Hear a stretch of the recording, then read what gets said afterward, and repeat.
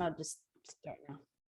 I'm gonna be quiet for just a moment, and I'm gonna have you go ahead and introduce yourself. Hi, my name is. I am blah blah blah. I'm from blah blah blah.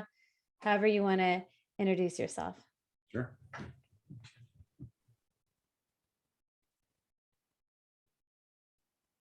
Go for it. Hi, I'm Aaron Thomas. I am a family law attorney in Atlanta, Georgia, and I'm also the founder of prenups.com. Prenups.com. What a URL. I like that. Thank you. I should just put weddings.com. I bet there is a weddings.com. There's gotta be. But I mean, what does that even mean? Aaron, thank you for being with us today on this episode. I think it's important to talk about these things. You know, I always recommend that couples kind of think about more than just the wedding planning, right? And in your case, you know, this is oftentimes the first step, even before they start wedding planning, I'm assuming, is it? Yeah. I mean, it's a good idea to talk about financial issues before the wedding. That's going to play into even the budget for the wedding planning, I would assume. So, but also more importantly, it has to do with your life together. So certainly, I think couples should start talking about financial issues and making sure they're on the same page before or during the wedding planning season. Absolutely. Yeah, I mean, that money is something that's really hard to talk about for a lot of people. And I know that in relationships, it's something that often causes friction, arguments. I don't know why it's so hard. I think it probably, you know, it depends on, you know, the age of the couple. If you're getting married later on in life and you've been making your own money for a while, and then all of a sudden you're like, oh, I got to discuss this with my partner. Like, I'm going to go get my nails done. I don't even care what you think. Like, no. Right. So I think it's so great. I mean, it's something that when I got married, I was in my, you know, early 20s, mid 20s, you know, we were just kids in our 20s, just spending money, like, you know, as soon as we got it. We didn't think about anything. We weren't very educated where money is concerned. And now we're trying very hard to make up for that. But it's, you know, we've been married 20 years and we've had lots of money, I guess, arguments, discussions, frustrations. Yeah. You know, so let's start off with, it's really funny because when you and I did our onboarding call, one of the first things you said to me is like, you used to advise people not to get married. Right. Why? Right. Why? Yeah. So I started, you know, I practice family law, which is, you know, a euphemism for a divorce lawyer. Right. And I started doing family law in 2007. And so I was there for the financial crisis of 08 and 09. And I saw firsthand money breaking apart relationships left and right. And, you know, there were so many things that I saw my clients go through that I wanted to avoid at all costs. And, you know, no one's ever disagreed with me when I've said this. A messy divorce is best avoided at all costs. Nobody wants to go through a messy divorce. And so many people didn't realize kind of the financial rules of marriage until they were actually going through the divorce case. And they would come in my office and say, what do you mean she wants half of my retirement? What do you mean he wants half of the equity in the house where I've been paying the mortgage for the past 10 years? And I had to, you know, kind of explain to people that it doesn't matter whose name is on the bank account or the mortgage or the retirement account. Like if it was earned during the marriage, that's marital and it's up for division. And a lot of people find that out in the middle of their divorce case. And I just saw so many bad marriages that I would literally tell my friends and family, you can, if you want to spend the rest of your life with someone, that's fine. You know, have a big party, invite all your friends, wear a white dress if that's your thing, throw rice in the air, change your last name if that's your thing, but don't actually go through with the legal act of getting married because you have no idea what you're getting into. That's how scared of marriage I was in my early days. Wow. Yeah. Wow. That is a strong position. That is a strong, and like you said, that's how scared you were because of all of the probably fights and arguments and just painful situations that you were seeing people go through, right? Painful situations, divorces lasting, on average, a contested divorce lasts a year. And so many were lasting 18 months, 2 years, costing people tens of thousands of dollars, sometimes into the hundreds.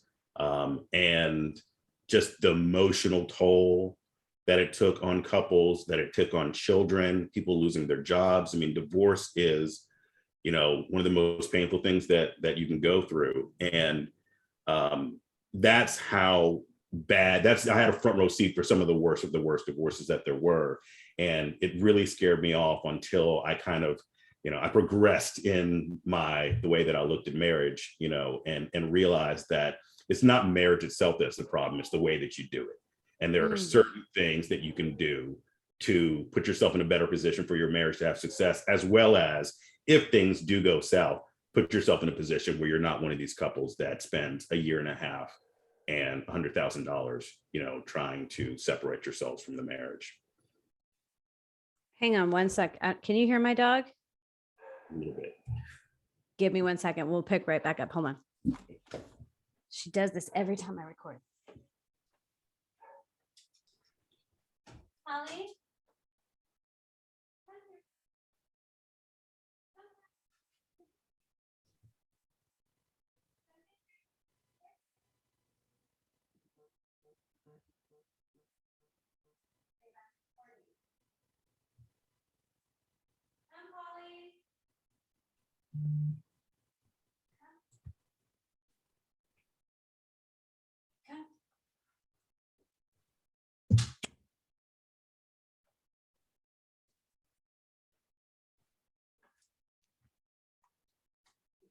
Okay.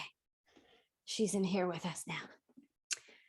So, all right. So you saw the dirty side of the end of the marriage, but you changed your mind a little bit.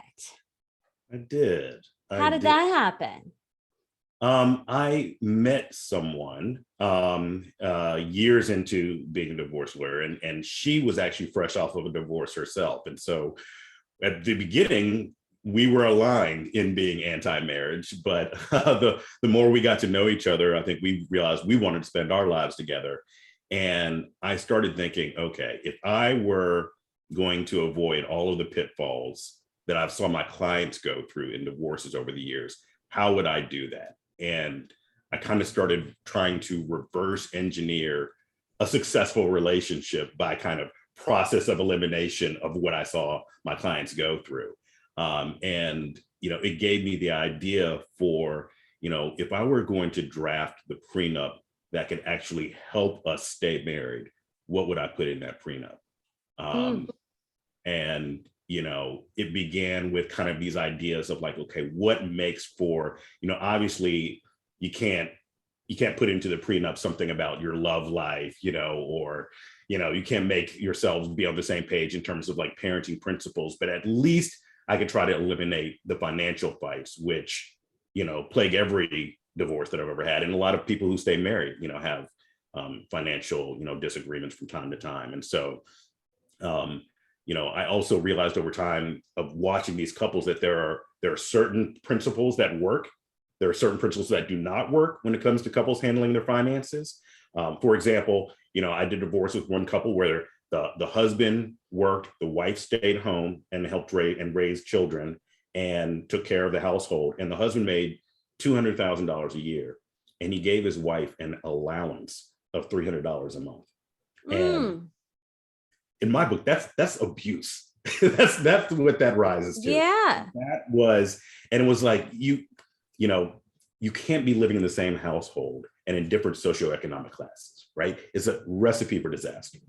And so I realized there has to be some kind of, sharing of the income within the household itself. There needs to be transparency. it's got to be fair, and there's got to be communication. And those were the three principles that I started with to say, okay, these are three things that I know are the cornerstones of a successful financial relationship: transparency, communication, and fairness. Transparency, communication, and fairness. Okay, these is important, people. Transparency, communication, and fairness. Before we dive deep into that, I just kind of want to recap that you're an attorney. You're working with people during the really horrible economic downturn that the U.S. had, which I got caught in because we bought our house in the December of 2006. And, years later, we had to short sell it for a fraction of what we bought it for, which was a horrible thing. But that did, a lot of marriages ended at that time because people could not handle the pressure and the problems and the financial, this horrible times that we were going through as a country. So you were very skeptical because you were handling all these divorces and seeing the ugly side. But then you met this woman and you're like, huh. Yeah. Okay. But having it's interesting because I feel like a lot of people go into marriages thinking, oh, this is it. This is my life partner. It's going to be peaches and cream. And I'll like, yay, we're in love. And for many people, it is that way. And, it's not always peaches and cream, let me tell you. But nobody really considers, or maybe in the back of their mind, they're like, yeah, we could get divorced, but that'll never happen. Whereas you're going into a relationship going like, I'm going to be real. Like it could end. And if it does, I really love this person and I like this person a lot. And I want to set up things in a way to where if it does end, I really hope it doesn't. But if it does, we're not going to have these horrible, horrible experiences that I have witnessed with all of my clients. Am I right? Right. And that's what people should be thinking about now. I know y'all are getting married. I know you're excited. I know you think it's going to last forever. And let me tell you, it might not, but let's not set things up and talk. And this is what Aaron's going to do for you right now, peeps. He's going to tell you how you can be successful in your relationship from a financial perspective. Communication is something we talk about all the time. Right. I think that it is, certainly true that, if you end up going through a divorce, if your marriage comes to an end, it is a great idea to lock in the idea of fairness at the beginning, right? You want to know at the beginning, you should know at the beginning of your marriage, if you're marrying the kind of person where if you get in an argument, they're going to try to leave you penniless at the end of the day. And so it can be a protection against that by just kind of locking in. My wife and I's prenup pretty simply says, if anything ever happens, we're splitting everything we built together 50-50. Everything you built together. Everything we built together. But nothing you built prior to that? But nothing we built prior to that. Okay. Right. Okay. That seems fair. Right. And that's what most people want. I think the problem is you're into, a marriage, you're 10, 15 years in, and when it's time to divvy up the assets, nobody agrees what they had 10, 15 years ago. Imagine trying to find every bank statement, every retirement statement, what the mortgage statement was for literally the month that you got married 15, 20 years in the past. And so the reality is people spend tens of thousands of dollars on lawyers and forensic accountants trying to go back and figure out, what did I have and what did that grow into? And I had 50,000 this account, and that account has grown by this amount over this amount of time. And this house has grown in equity, this amount, over the course of our 15, 20 years of marriage. And that process itself ends up being expensive and paying lawyers to go battle it out. Interesting. So you're paying somebody to basically go research what you were doing before you got married to make sure that stays yours or it gets split up or whatever.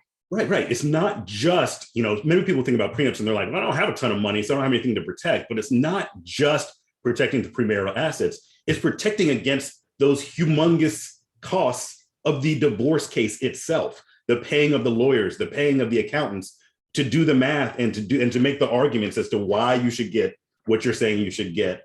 that is actually kind of more expensive than people worrying about, oh, I need to protect all of these assets that I came into the marriage with. And so that's one side of the prenup argument. And the other side of the argument that I like to make is, even if you don't ever get divorced, having a prenup can still be a good thing because of what it will do for your relationship. And it kind of comes back to those principles we were talking about, Michelle, of transparency, communication, and fairness.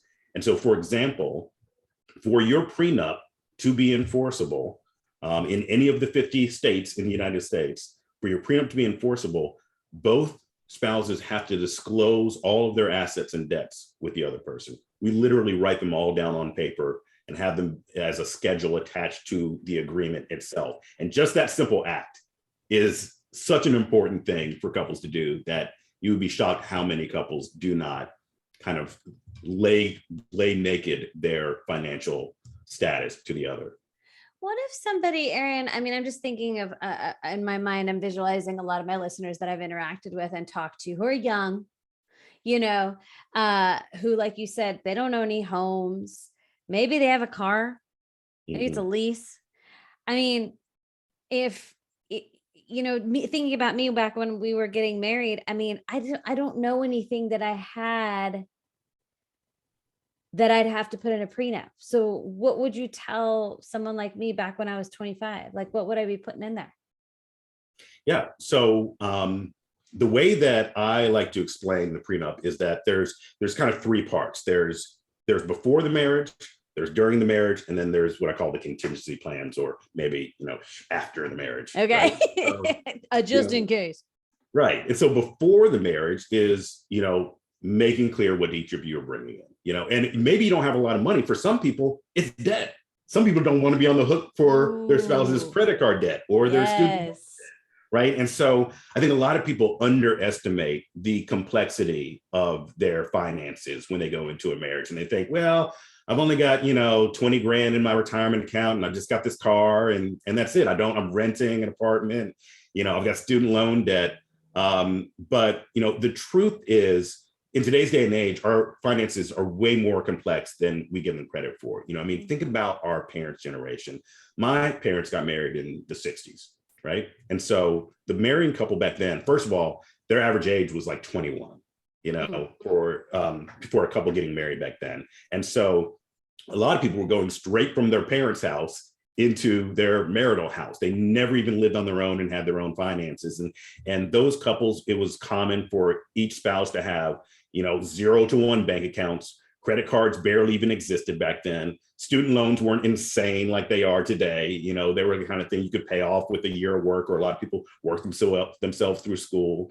And so the average couple getting married back then, and they didn't have a house yet. They didn't have 401k. They had no retirement. They were literally a blank slate. And so our parents' generation, or grandparents' generation getting married, they were coming in like, a couple that was starting a startup together from scratch, from zero assets. They're in their garage, they're starting up, they're building from nothing.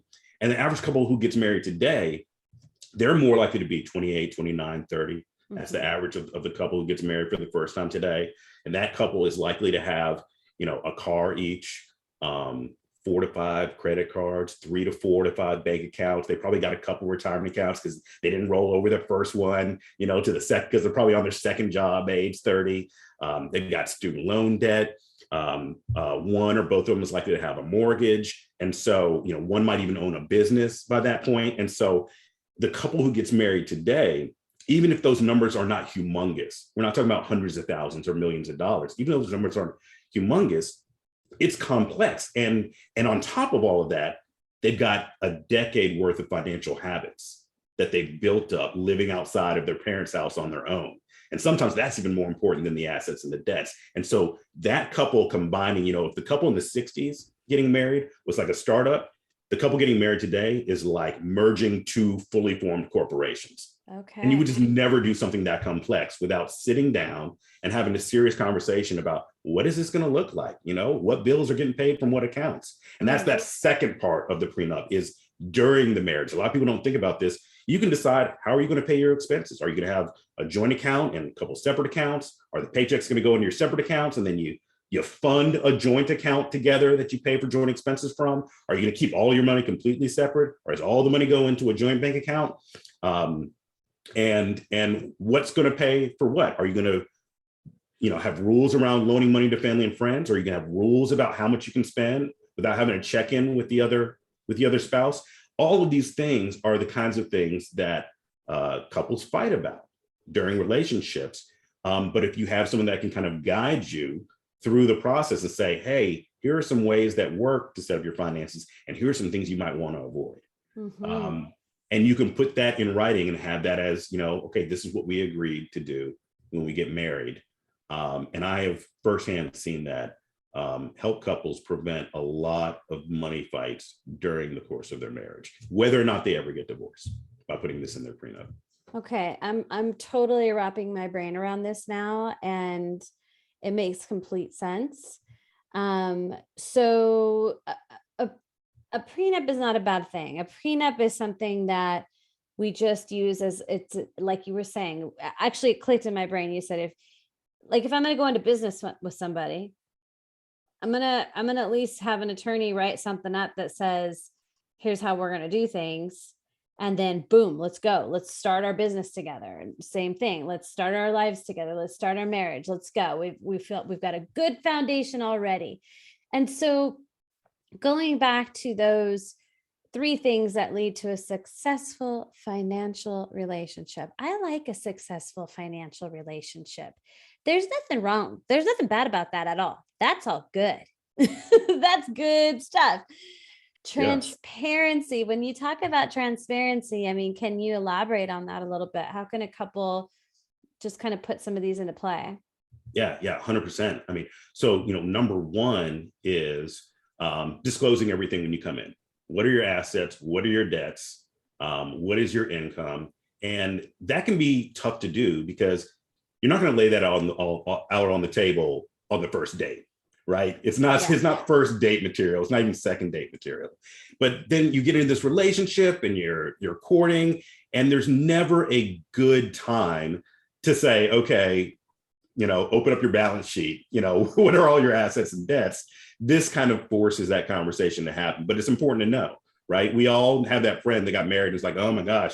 And then we got married and I had no idea that, he had $80,000 of credit card debt, or, that there were all these accounts or all these money, or that he handled his money this way, or that he was, carrying balances, on all these debts, or that his credit score was 400. By having these conversations, you start off with the transparency, and then you can practice that kind of transparency during the relationship. So for example, in my prenup with my wife, we have a rule where we have to sit down every December, and we do our taxes together, but we also decide what are going to be our retirement contributions for the upcoming year. What kind of categories, what did we spend our money on last year? What do we want to spend our money on, for the upcoming year? This budgeting process where everything is 100% transparent. We both know exactly every dime that the other person earns. And we also have a rule that says any expense that either one of us is going to incur over $500, we have to check with the other spouse about it first. And it's not about control or like giving permission. It's about that mutual respect of like, hey, me spending money, me incurring debt, it affects you as my partner. Mm-hmm. And so I'm going to give you that respect. And it's not about going, like I said, it's not begging for permission, but it's just, hey, I'm thinking about getting this, what do you think? And giving the other spouse the opportunity to say, oh, I like this, or maybe we should consider this option, or maybe don't spend money because I've actually got something that meets that need there. And I have found that if you build in these kind of principles of transparency and communication like this on the financial issues, that it tends to bleed over into other aspects of your marriage, that respect of communicating with your spouse, telling them what you're thinking about, decisions that impact you as a couple. I think that's so important. I think, I mean, I've been guilty of this, that, it's not about getting permission. And I think that's the big thing when it comes to money and couples. Like, yours is $500. I mean, that's to me, I'm like, oh, I wouldn't even spend a couple $100 without talking to my husband about it first. But it also kind of is like, oh, I don't want to talk to him about it. And I think that's what a lot of people equate it to, is like, I'm not asking your permission. You can't control what I spend. I mean, it's all about this whole like wanting to have control over our own things and our own lives and our own spending. If in fact it is, and just thinking about it as it's going to affect our bank account together, our relationship, our potential debt, and just thinking of it like that and working as a team, as opposed to I could do what I want, you better go, you could go do what you want, and I don't owe you any discussion, like taking that out of it and just thinking about working as a team, it could Yeah. save a lot of stress, a lot of uncomfortable conversations after the fact. Yeah. Yeah, yeah, for sure. Yeah, I mean, it's just like you said, for some couples, it's, that number is $100. For some, it's 1,000. I've even done a prenup where, anything up to 10,000, they were like, no, we don't need to talk about anything over 10,000. They need to Oh, discuss. But so that would be written in the prenup. Like, we will written, have a discussion if one of us wants to spend X amount of money. yeah, yeah. And usually we're talking about money from joint accounts, so again, in my relationship, what we did is we set up a joint account, and then we each have our own separate accounts. And the money that goes in the joint account, that pays for bills. We discuss it with each other. Those are meals that we eat out together. That's travel we do together. That's our mortgage and our utilities. But then we each get an allowance that goes into our separate accounts. And we're allowed to spend our separate money on whatever we want, with no Oh, input from the other, with no oversight. It's no one's business. And I have found that one trick alone saves so many arguments, because, in my relationship, Michelle, for example, I'm the kind of person, I gotta have the new phone every year. I get the new updated one. I don't even know what the new features are, but I'm getting the new phone every year. I gotta have it. And my wife, that's just not important to her. She'll take the last year's phone, when I'm done with it. She doesn't need to have the new phone. But her thing is, she likes to have variety. She likes to go out for lunch. I can have the same PB&J for lunch every day. She's going to go out, have lunch every day. And if those kinds of expenses were coming from the joint account, I'd feel a little probably tweak of resentment every time I saw, a $20 lunch coming out. Because to me, that's a waste of money, when you can just make your sandwich and take it. And to her, seeing that $1,000 phone come out every year, to her, that would look like a waste of money. yeah. But because we don't even see those expenses, because they come out of our separate money, our separate bank accounts that the other one doesn't have access to, it doesn't impact the other spouse. And because we're both getting kind of equal amounts in our allowance, it doesn't matter what you spend it on, because we're both getting the same amount and it comes out as fair. So That's a really good tip. I think I'm gonna talk to my husband about that, actually. Like we each have our, and our kids, we just got back from a trip where, we were so excited. Kids are both vaxxed. We flew to Las Vegas to go visit family.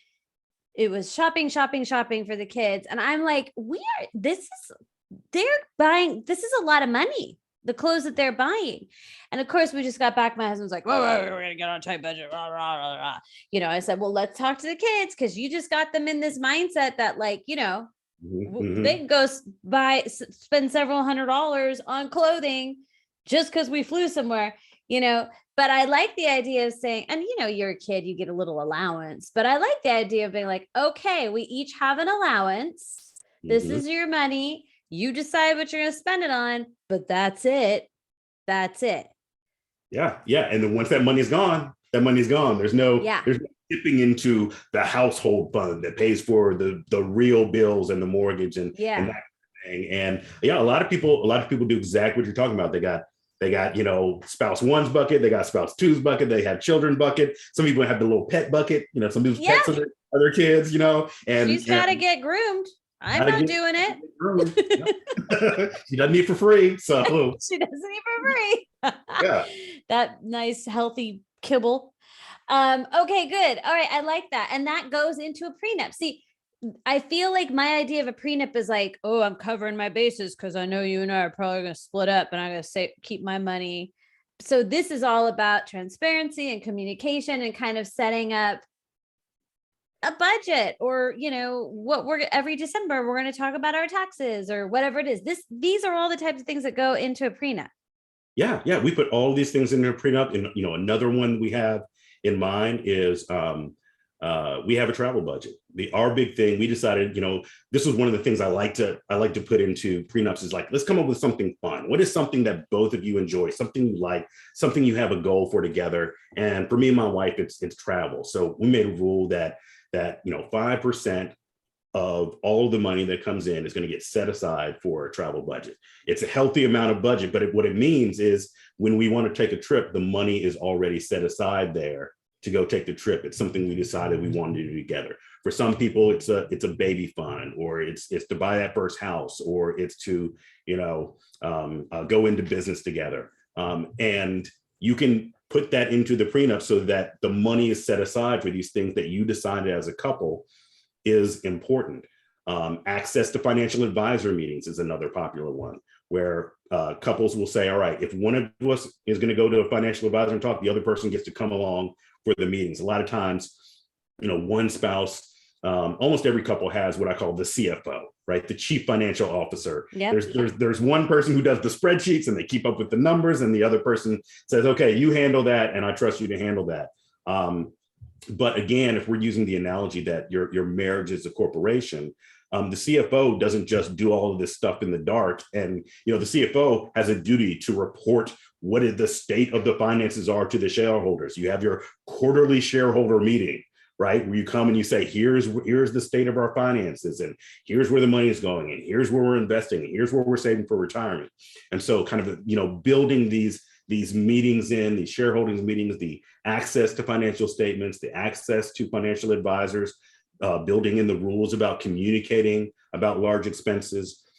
These are all things that have nothing to do with getting divorced, right? But that you can still include in your. Yeah, because I can't tell you how fast time flies. And then, after 5 years, you're like, we don't really have a savings right now. Or when's the last time we went on a vacation? But man, I really love that new Gucci bag. It's really cute. Right. And sometimes people start pointing the fingers at each other. Well, this means that both people, there's transparency. Yes. Regularly, all the numbers coming out on the table, so nobody can claim they didn't know what was going on. Ultimately, I think it benefits the couple because it makes you realize, hey, we're in this together. It gives you those opportunities to have that conversation. Where's the savings account? Maybe we should start putting some money away. Right. Everyone's accountable. You both are aware of what's going on. I love it. Very cool. Yeah. And then that last part, I said there's before the marriage, there's during the marriage, and then there is the quote unquote contingency plans. And that last part is what most people, that's all they think a prenup is if things go south, what happens? And I say contingency plans and not just divorce, because I also put in that category, are we going to have life insurance? If so, how much life insurance? It doesn't have to be divorce. It could be, protecting for those kinds of things. Are we going to get wills? Your will is not the same thing as your prenup, but you can certainly put into your prenup, hey, we agree we're going to get wills. We're going to show them to each other. We're just going to know, where those things are. Yeah.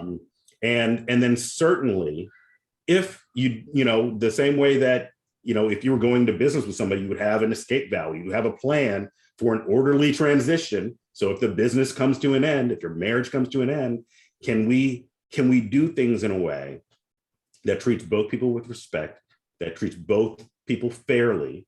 It's that last principle of fairness coming, that treats fairness fairly, and do it in a way that doesn't cost us a fortune in attorneys and in financial advisors and accountants, and in the pain and stress that comes into a long and arduous divorce.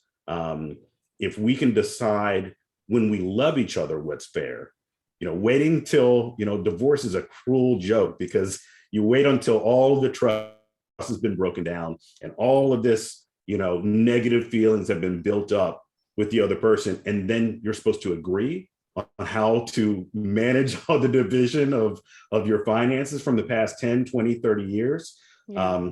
I found that it's much easier and ends in much fairer results for people to agree on what that contingency plan would look like, what it would look like if the marriage fell apart. How would you handle your finances? You're much better off deciding that when you love each other and you're communicating well and the trust is there, than trying to save that decision until way down the line when all the trust has been broken, and people just want to leave the other one penniless. That is, a recipe for a not good, ending. Yeah. And so that's one other benefit of the prenup, is preventing that unfortunate divorce. Is hard enough as it is. It's hard enough as it is. Certainly, if you can remove some of the pain by taking some of the lawyers and the lawyers' costs and the time out of the equation, that's a good thing to do in my book. I agree. And then at least, when you're going through that, everything that you put in place was from a time when you all were level-headed, when you trusted each other, you knew you were looking out for one another. And then that comes into play if anything, goes awry. And this is not, again, like, it's not just about thinking about the end of something. It's actually putting parameters into place for a successful marriage, because you love each other. That's easy. Right. I mean, I love you. You love me. I'm going to kiss you. I'm going to hug you. I'm going to make you dinner. I'm going to friggin' plan an awesome night out. I'm going to buy some cute, clothes that you'd like to see me in, or something for you. But, the not sexy stuff is it's like wedding planning. There's some not sexy parts of wedding planning. It's all the administrative and financial and reading contracts, and it's all that stuff. So, Right. I mean, as with any, good partnership, you've got to think about and communicate about the functionalities of money. I mean, I love how you put that. I think that is so perfect, because so many people's objection to the idea of a prenup, nobody objects to like the individual parts, right? When I break it down and talk about, like, should you be transparent with your spouse? Should you discuss large expenses? Should you have a plan and a budget? Nobody disagrees with those component parts. They hate the idea of the prenup. They hate the word prenup because it's not sexy. It's not romantic. But just like there are unsexy parts of planning a wedding, how much of your marriage isn't the most romantic thing? In fact, I think successful marriages are all about, getting through and dealing with, the less than romantic parts, the unsexy parts, of the marriage. And there's a lot of it. Like the recycling bin that's piling up in my kitchen right now that neither of us have taken out because we just pass on by and wait for the other one to do it. I should have that in the prenup. Aaron, yeah. I schedule on the refrigerator. Yeah, for sure. I mean, this all makes complete sense. And I think it's so important for those listening, even if you started the wedding planning, like, listen to this episode together, sit down and talk about this stuff, and start with the basics. Like, literally, I wrote everyone gets an allowance while we were talking. And like tonight at dinner, I'm like going to talk to my husband and the kids about it. Let's talk about having an allowance for everybody. It's not the same for everybody. Mama might get a little bit more, but like every Friday, my son goes after school with his friends, and he always asks me, I'm always sending him money on Apple Pay, $25. Here's some money for you to go to Starbucks and buy food at Safeway or whatever it is. So it makes total sense. Or girls' night out once a month or every week, you want to go out and go spend money, or go getting, your golfing trip, whatever, every quarter with with your people, like whatever it is. Think about that stuff and don't wait until you're like, oh shit, it's coming around again. I'm going to have to spend money. Hopefully, nobody's going to get pissy about it. Right. Exactly. I love it, Aaron. I love it. It's so good. And it makes complete sense. Now, you started prenups.com, and I'm on the website. It looks you're serving Georgia, New York, and Virginia. That's right. So And somebody goes on there and they make an appointment with you or your staff? yeah, they make an appointment. They can make an appointment right there on the website, and pay for the consultation and choose their time and set it up, and we will spend some time going through their specific situation and thinking about what kinds of terms, the kind of the menu of different options, some of which I was laying out today, would be good for that couple. I hear your kids in the background. Yes. Speaking of kids. Yeah. How old are they? My 2-year-old daughter is making 2 years. 2 years old. We should have put some stuff about potty training in the prenup as well. If I could go back in time and fix. No, it's all good. Before I let you go, is it expensive to create a prenup? I mean, how long does it take usually? And what are we talking about? I mean, I know every attorney charges differently, but like ballpark. Right. No. So like, as we are recording this right now, and I can't promise the price will stay the same forever, but we do prenups for a flat fee of $2,500. It is a fraction of the normal kind of getting married and the expenses that go with that budget. And I tell people just to count it into your, getting married budget. The process does not take that long. We are doing a ton of prenups right now here in, the time of recording it's February, is Valentine's season. We got 2/22/22 coming up. Oh my gosh. Kinds of popular dates, Yeah. on the calendar. And we can usually turn them around in less than 2 weeks. Okay.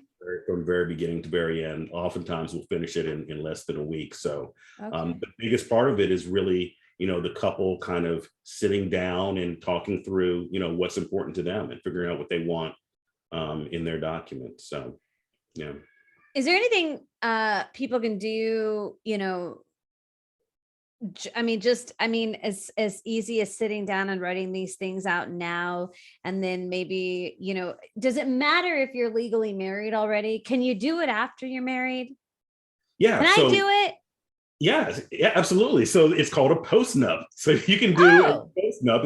You can cover all the same things you do in a prenup, but it's after you've been married. And we certainly have several couples that come in. Some are people who wanted a prenup, but they just didn't get it signed before the date they got married. But a lot of people use it as kind of a time to reset in terms of their marital finances. Maybe they've reached a sticking point and they say, hey, let's back up and let's come at this, in a more fair and transparent way, to handle our finances. So. Well, this is good because I know that a lot of people listening are, they're on a super tight budget for their weddings. They want to implement some of this stuff. A lot of you out there listening are doing these registries where you can actually registry for a honey fund or some sort of money. And, you could take that money after the wedding, and maybe put that away for your postnup, right? To get all this stuff legal and in writing, but at least get it done and have it as a goal of something that you're able to do. But I think right off the get-go, like just start writing stuff down now at the very least, and have this dialogue, right? And like Erin says, this transparency, communication, and fairness, and start thinking about this now and have an open dialogue, and, put your vacation, budget together, your travel budget. I love that. You take a percentage of your check and put it away just for travel. I love that idea. Yeah. I think what you said is important. Even if you don't go get a prenup, I think at least have these conversations, even if you don't, I'm a lawyer, so of course I want you to get the legally enforceable document, but even if you don't get that, it's going to be so beneficial to at least have these conversations with your fiance, with your spouse, with your partner. And in fact, if you go to the website, prenups.com, we've got a free ebook for your listeners to download. It's called 7 Financial Strategies for Building a Rock Solid Marriage. The tips that are in there, You don't have to get the prenup. It's free. You can use these kinds of principles in your relationship, whether you're married or not. And, you know, my hope is that couples improve their relationships with finances, whether they hire us to do their prenup or not. Oh my gosh, this is great. Actually, I don't know where that, well, maybe we can link to that if you send me the actual link to where that is, but I see you have a blog here with a lot of great information. But where is that downloadable you're talking about? I'm looking for it. Oh, I see. You sign up at the bottom of the page. Yep. You sign up for it. 7 financial strategies for building a rock solid marriage. There you go. At the bottom of the homepage. Boom. Perfect. Excellent. Well, very good, Aaron. I feel like we covered a lot and you gave some great advice. I'm really happy you got in touch. Is there anything else that we need to talk about before we wrap it up? Yeah. Just, you know, I would just say, you know, it is never too late. We touched on it a little bit, but it's never too late to, you know, address the finances in your marriage or your relationship. And, you know, I hope everybody, you know, goes to the website. Like you said, we got a lot of great information on the website, the book, we got videos, we got blog posts, prenups.com. Come check us out. Prenups.com and AaronThomasLaw.com. Are you on Instagram? I'm not on Instagram. Okay. That's okay. That's okay. You don't have to be. You're not on TikTok? Not on TikTok. We'll talk to my marketing person about that. Okay. No, we'll just keep it to the website. Very good, Aaron. Thank you so much. I appreciate you coming on and talking to us. And I'm gonna go have a nice, transparent dialogue with the family this evening about our allowance. I'm getting on it right away. Fantastic. Thank you. Thanks so much. Thank you so much. Okay. Bye.